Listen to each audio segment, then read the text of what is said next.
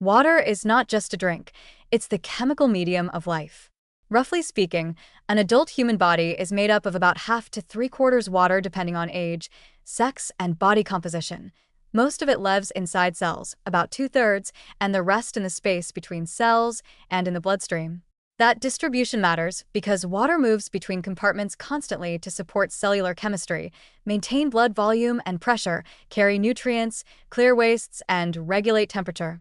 When you're properly hydrated, your cells swell to the right volume, your blood flows with appropriate viscosity, so the heart isn't overworked, enzymes function normally, and heat produced by metabolism is dissipated efficiently. When you're not, even small deficits reduce physical performance, slow thinking, increase fatigue, and make recovery from illness or exercise harder. How the body balances water is elegant and active. You gain fluid from beverages, from moisture in foods, fruits, vegetables, soups, and a small amount from metabolic processes. You lose fluid continuously through urine, the largest route, sweat, breathing, insensible loss, and stool. The kidneys are the chief regulators. They respond to hormones like ADH, which tells them to keep water, and aldosterone, which affects sodium reabsorption, so urine volume and concentration change to protect blood pressure and electrolyte levels. Thirst is a useful but imperfect safety net. It's triggered after modest losses, so relying only on thirst means you're often already partly dehydrated.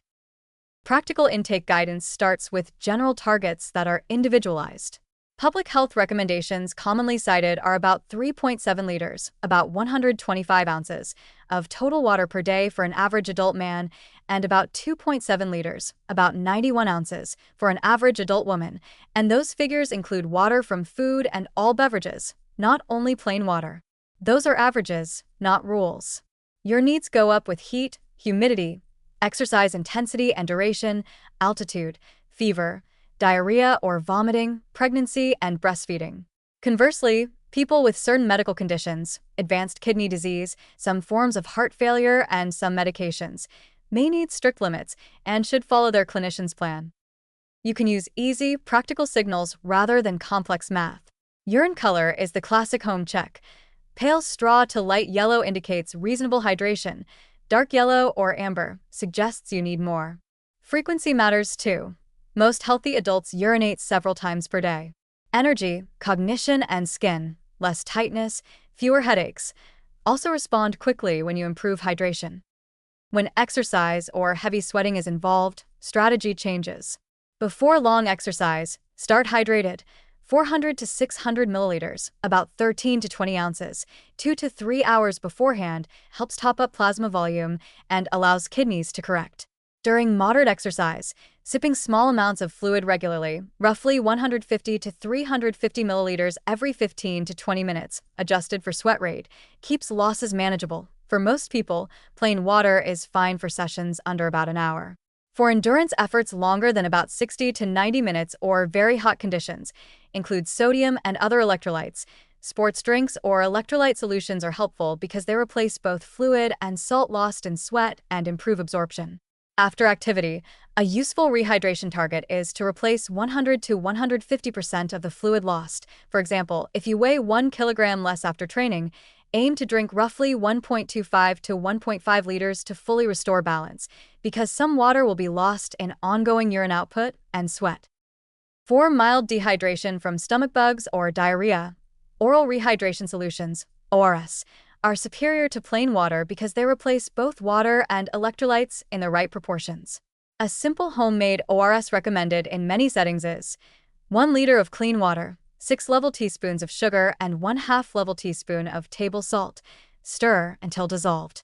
Commercial ORS products are preferable when available for children, the elderly, or severe losses. Do not try to rehydrate severe dehydration at home. Seek medical care. Not all liquids are equal, but many count toward total daily intake.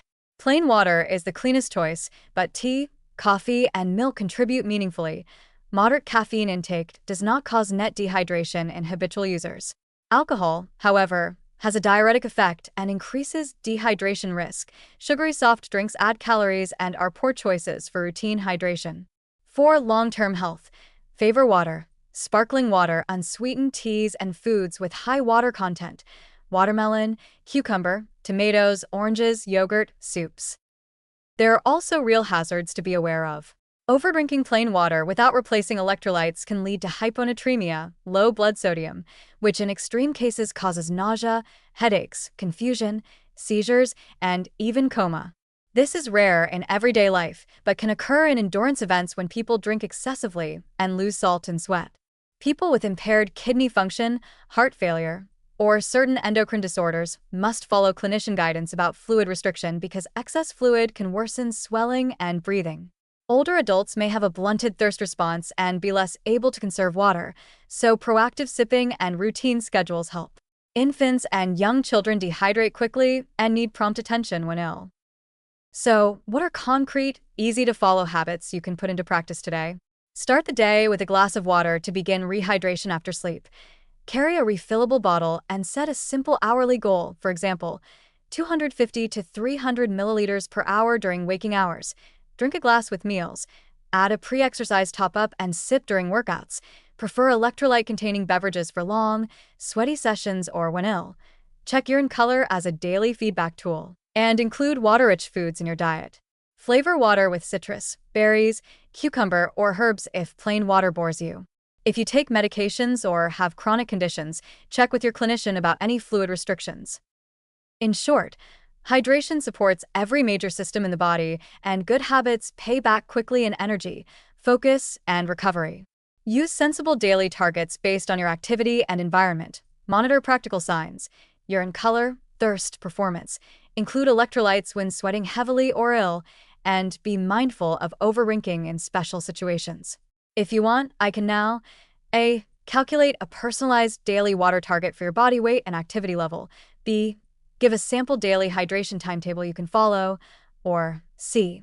Design an exercise day hydration plan. Tell me which, and I'll produce that plan immediately.